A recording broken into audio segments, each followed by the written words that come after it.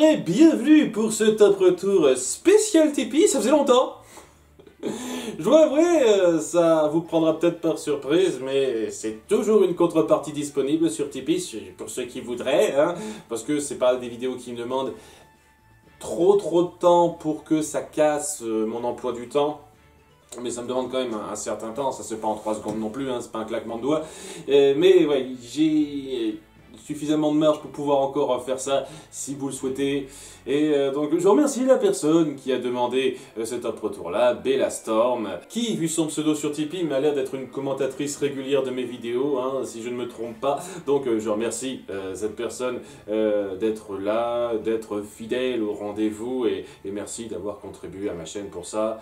Elle m'a proposé donc un choix que j'ai pas vu venir personnellement, c'est pas un film que j'envisageais particulièrement de traiter en top retour. Buzz l'éclair, le début des aventures. Le premier film Buzz l'éclair avant celui sorti récemment, et c'est plutôt intelligent de sa part, histoire de faire un petit peu le parallèle, de tabler un petit peu sur la sortie récente du film, même si j'ai le sentiment que déjà les gens se foutent royalement du film Buzz l'éclair sorti récemment. Genre on n'en parle plus du tout. C'était vraiment une passade très rapide. Buzz l'éclair le film pour beaucoup de gens, hein. Mais bon, peut-être qu'il y a encore des restes, peut-être que je vais pouvoir un tout petit peu tacler, me plaindre de ce film et que ça aura un certain impact pour certains, puisque, ouais, je pense qu'une des approches de Bella Storm, ça a été de me permettre de faire un petit peu un parallèle, un comparatif entre les deux films. Voir qui réussit le mieux quoi. Et ouais, quand on s'y penche, si vous avez suivi, si vous vous souvenez un petit peu de la critique que j'ai faite du film animé en 2D pilote de la série, eh bien, j'ai donné une note pas si élevée que ça. Et si je devais me pencher un petit peu sur Buzz l'éclair le film par rapport à mon premier visionnage, je pense que je donnerais à peu près la même note, c'est-à-dire 11,5. Et d'où ça vient? Parce que c'est clair et net que j'ai beaucoup plus à me plaindre du film Buzz l'éclair récent que du vieux film animé en 2D. Et la raison en est simple, c'est que il y a une différence d'ambition très notable. J'en ai déjà parlé, l'ambition c'est quand même quelque chose qui va vraiment propulser un film et lui donner le potentiel de valoir beaucoup, mais quand il n'y a pas des masses d'ambition, même si on réussit très bien ce qu'on veut entreprendre, ben on n'ira jamais ultra loin en termes de notes, pour moi. Tout simplement parce qu'on ne vise pas le plus haut possible. Et c'est la grosse différence, je pense, entre ces deux films qui aborde plus ou moins la même chose, la même base, c'est-à-dire Buzz l'éclair, qui est donc dans sa phase expérimentée, j'ai de la bouteille, mais je fais pas confiance aux newbies, aux nouvelles recrues, et je préfère bosser seul, mais il va apprendre à bosser en équipe, tout ça,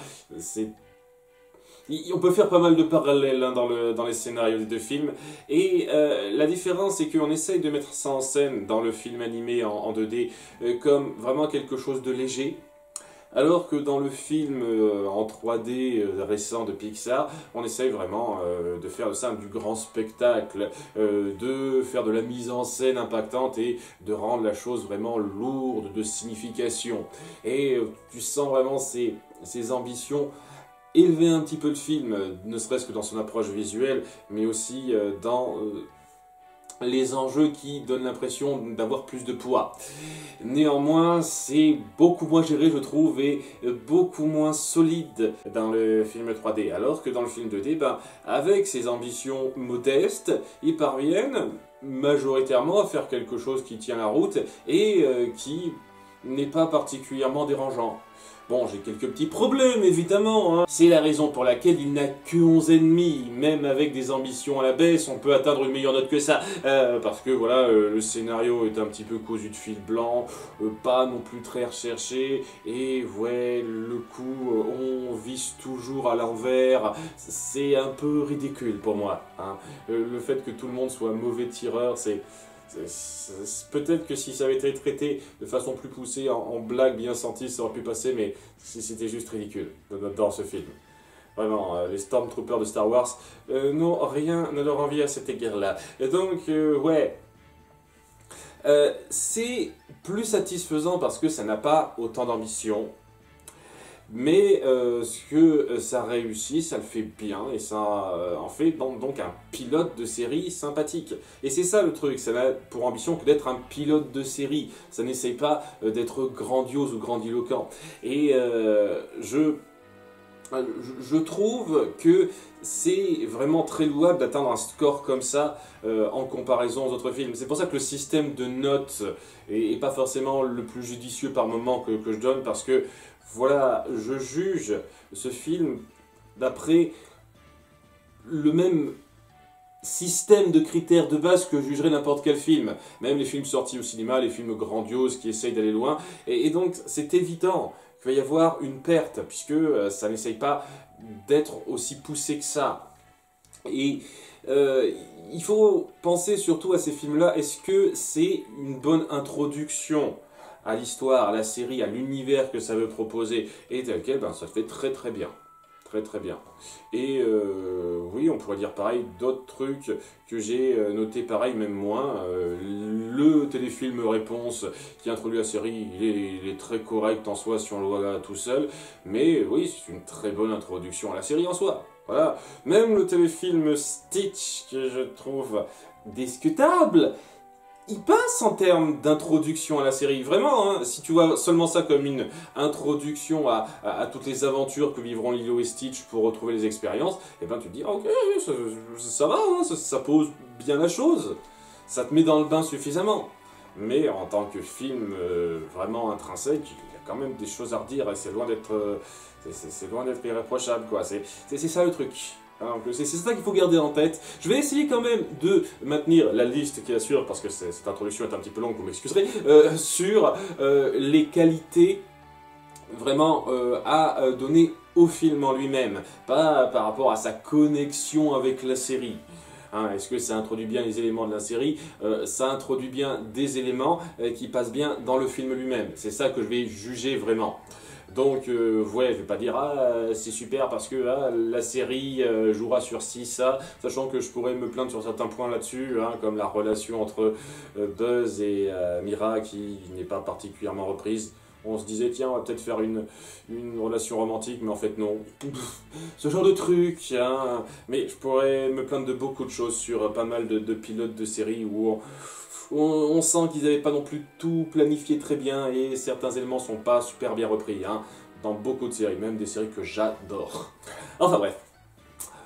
Trêve de blabla, on va se lancer enfin dans le top 7 des meilleurs points de Buzz l'éclair, le début des aventures.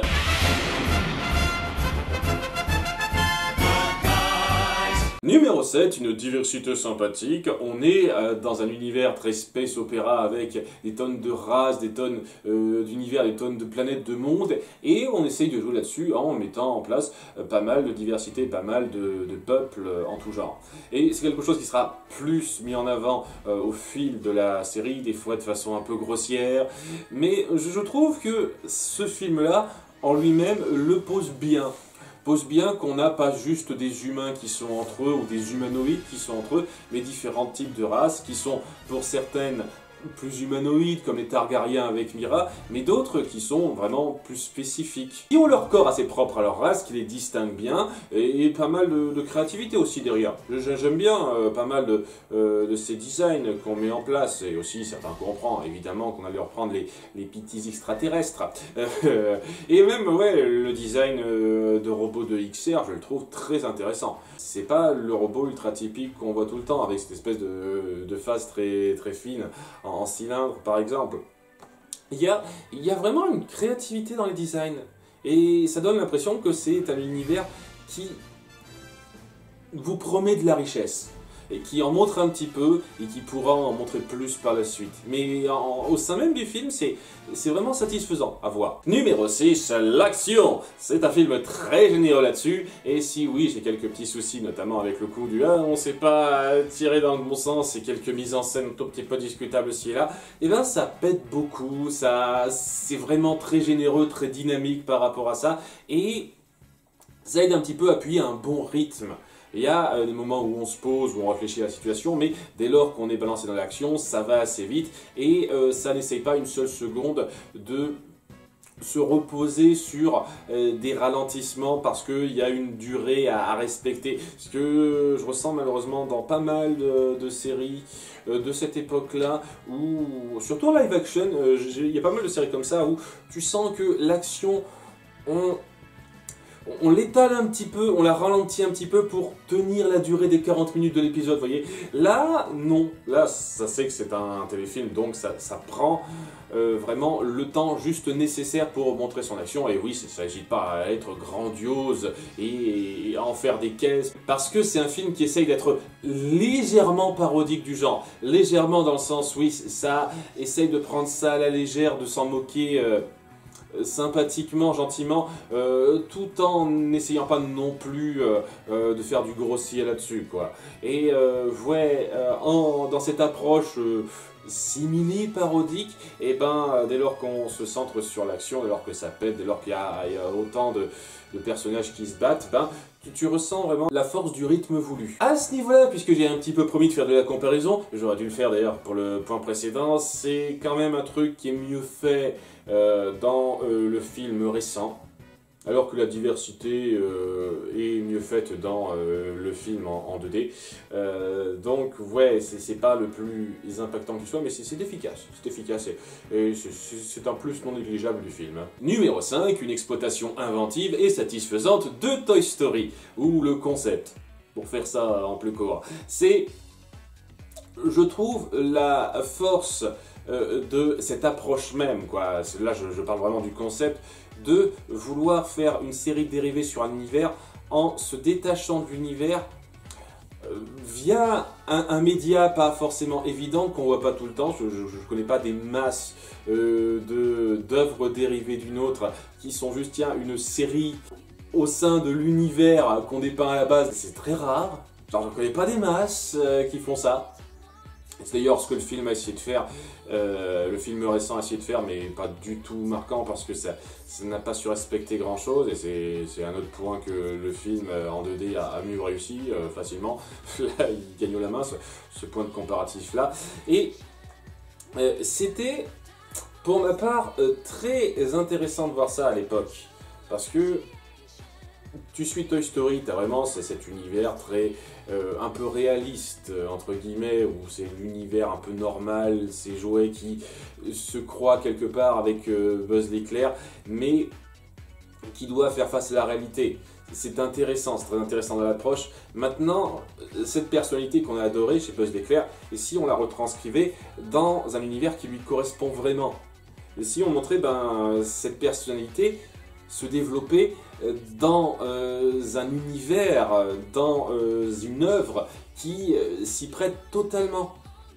Et on a donc cet univers de space opéra, ce film qui met en place donc un Buzz l'éclair toujours aussi un petit peu grandiloquent, et qui ce coup-ci subira une aventure de son niveau galactique avec des tirs laser, tout ça. Et dans l'approche, c'est vraiment plaisant parce que ça se détache du film, du matériau de base, de façon recherchée, originale, tout en respectant le caractère dont Buzz a fait preuve dans Toy Story 1 et 2.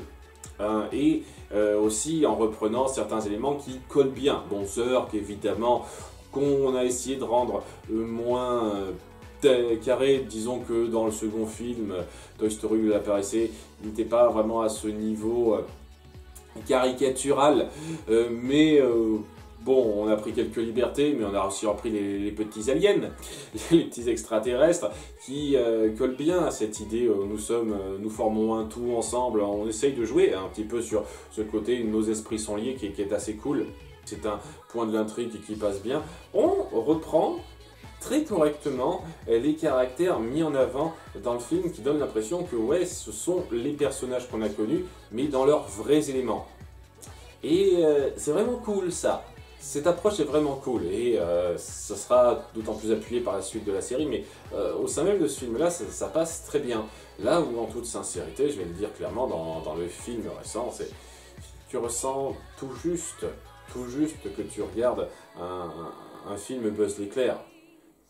T'aurais changé Buzz l'éclair par quelqu'un d'autre, t'aurais pas l'impression que ça aurait perdu grand chose en fait. Tu sens le côté Buzz l'éclair très artificiellement dans le film très récent, alors que tu le ressens pas juste artificiellement, tu ressens que y a vraiment cette fidélité au caractère du personnage. Numéro 4, Buzz l'éclair. Basique, hein, le héros est très réussi, comme je l'ai dit, et là vraiment ça va être un petit peu moi qui me répète, on reprend typiquement le caractère qu'on connaît bien de Buzz l'éclair, ce côté un petit peu imbu de lui-même, très carré sur les règles et vraiment héros qui excède un petit peu dans ses déclamations, c'est très bon. Vraiment très bon, et lorsqu'on confronte ça entre lui et Zurg notamment, c'est vraiment aux petits oignons ce genre de truc. J'ai pas des masses de choses à rajouter par rapport à ça. C'est le fringant héros, peut-être un petit peu typique sur les bords, mais à qui on donne suffisamment de petites personnalités derrière, de petites spécificités dans sa façon de s'exprimer, de sa façon d'être, pour que ça marque plus que ça. Et ouais, il porte très bien le film et il portera très bien la série en ce qui me concerne. Numéro 3, une introduction efficace de l'équipe. Alors, si j'avais été un petit peu gourmand, je les aurais comptabilisés vraiment les uns à part des autres, puisque bon, ils sont tous les trois taclés un peu différemment. J'ai envie de dire que la mieux réussie c'est Mira, ensuite on a XR et Booster, ça va sans plus. Disons qu'ils n'ont pas su l'incorporer de la façon la plus extra qui soit. Je sais pas si je l'aurais vraiment grandement compté dans les points positifs celui-là. Mais voilà, XR et Mira sont bien incorporés. J'aime beaucoup déjà la différence, même en comptant Booster, la différence d'approche entre les trois. On sent qu'ils sont amenés dans l'histoire avec une différence très notable de background et d'inspiration. Et ça mène une très bonne diversité dans ce groupe qui se forme, vraiment, et qui apprend un tout petit peu à se connaître avec ça. Il y a vraiment une certaine force dans l'introduction de ces personnages qui aide très vite à les démarquer. Alors que bon, une fois de plus, si je dois faire la comparaison, l'équipe de bras cassés que se tape Buzz l'éclair, ça va sans plus quoi. C'est clairement pas le genre de gars que tu verrais être adapté sur le long terme dans une série, hein. Vraiment pas. J'apprécie sincèrement notamment qu'on mette en place le caractère un peu trempé de XR qui au début est juste un robot quelconque qui n'a pas de personnalité, mais suite à un petit dérèglement va avoir un petit peu sa personnalité switchée vers ce gars un peu cynique à la Bender, là où par exemple Bender dans Futurama, ben, il est comme ça depuis le début, plus ou moins. À moins que j'ai zappé un épisode qui explique d'où ça sort, mais vous voyez, il y a une transition qui se fait vers ce caractère. Et le fait qu'on ne veuille pas particulièrement changer, parce que même si il peut être un petit peu vache et pas le plus noble qui soit, il reste efficace et un bon atout à l'équipe. Alors que si ça avait été juste un robot très carré dans ses interactions, ça aurait été pas pareil. Et Mira, ouais, on sent que c'est la bleue qui veut vraiment se prouver totalement, se détacher un petit peu de cette classe dont elle fait partie, de princesse. Et le petit conflit entre elle et Buzz, qui ne la considère pas directement comme méritant sa place de Rangers à ses côtés, et ces espèces de va-et-vient entre eux où on se respecte mais on a du mal à œuvrer ensemble, je trouve que c'est excellent. C'est excellent pour appuyer que cette relation, cette camaraderie qui se mettra en place, eh ben, elle a besoin de temps.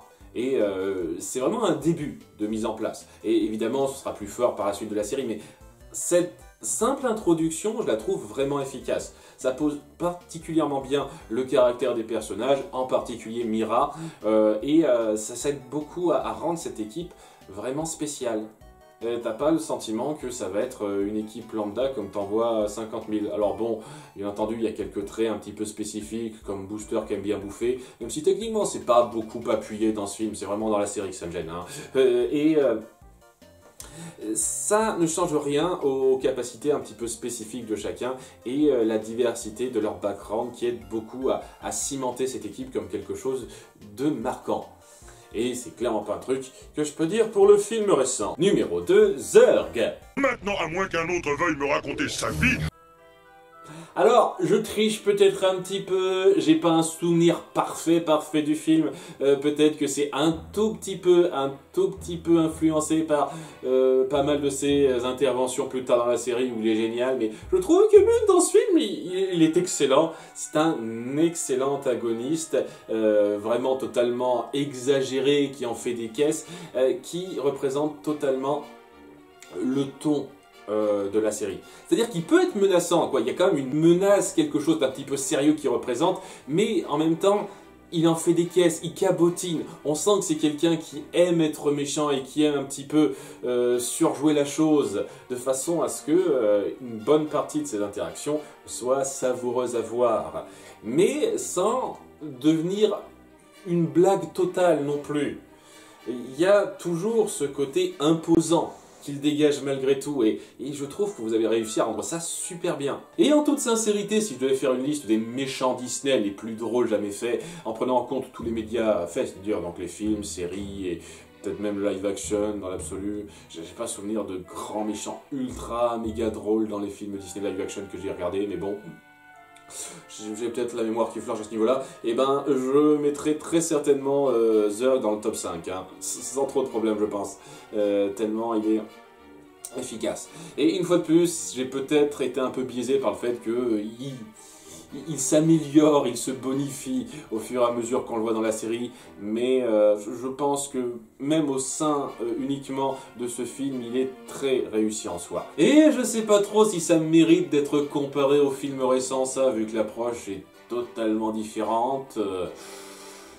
Juste pour dire que ouais, il y en a un qui est largement plus plaisant que l'autre, et je vous laisse deviner lequel. Et numéro 1, l'humour des dialogues. Pourquoi n'a-t-on pas le droit de se mettre un anneau dans le nez? Parce que ça fait trop punk, monsieur. Si vous vous permettez d'attaquer Zurg tout seul, je ne vois pas pourquoi XR ne se ferait pas percer le nez. Oh, mais je posais simplement la question, d'ailleurs, je n'ai même pas de nez. C'est un téléfilm léger dans son ton, comme je l'ai dit, qui réussit très bien son côté léger humoristique, mais je pense sincèrement que ce qui se démarque vraiment dans cet aspect-là, c'est vraiment tout ce qui est dialogue, interaction de personnages. Il y a quelques situations comiques, visuelles qui passent bien aussi. L'humour de situation fait son effet à 2-3 moments, mais c'est pas vraiment ce qui marque particulièrement dans ce film. Ce qui marque, c'est les dialogues. C'est nos personnages qui parlent entre eux, qui ont vraiment ces tac au tac, et vraiment cette façon de s'énerver l'un l'autre, cette façon de répliquer qui est géniale. Il y a énormément de moments comme ça qui sont énormes et qui aident vraiment à cimenter la personnalité de ce film. Parce qu'on a déjà bien su cimenter la personnalité de la plupart des personnages. Il faut dire aussi ce qui est. Mais voilà, on met bien en place le ton de ce film en ayant vraiment un texte recherché, suffisamment impactant et rythmé pour que ça fasse rire régulièrement. Et c'est la chose à garder, à vraiment apprécier quand on regarde ce film-là, c'est-à-dire passer du bon temps à écouter ces personnages parler, se casser un petit peu entre eux, jouer un peu sur leur personnalité pour vous faire sourire, vous faire rire, et ça arrive très régulièrement. Excellente approche humoristique qui marquera de façon claire le ton de la série par la suite, qui sera tout aussi bien à peu de choses près, mais je trouve que déjà rien qu'en soi, ce film, ça suffit très bien pour cet humour-là, et je pense qu'ils ont peaufiné un tout petit peu plus ça par rapport à l'épisode lambda qu'on aura par la suite. Il y a quelques épisodes qui seront à ce niveau-là, mais ce ne sera pas non plus tout à fait à ce stade-là. Je trouve que c'est dans ce film que les dialogues sont le plus ciselés pour la plupart. Et c'est beaucoup, ça vaut beaucoup ça pour moi. Voilà le topo. Je sais que j'ai déjà été assez positif sur le film lorsque je l'ai critiqué et peut-être que ça fait un peu doublon, mais je voulais pas un peu sortir de la règle. Quand c'est en dessous de 12, je fais le positif. C'est ça le problème avec ce genre de film, c'est pour ça que c'est pas non plus ce que je prévois de faire personnellement en top retour, mais si ça vous intéresse, je suis pas non plus totalement contre, comme ici. Et je vous remercie d'avoir suivi ça, je remercie une fois de plus Bella Storm d'avoir participé à mon Tipeee, j'espère que cette vidéo t'aura plu. À bientôt pour de futurs top retours, futures vidéos tout court, bye!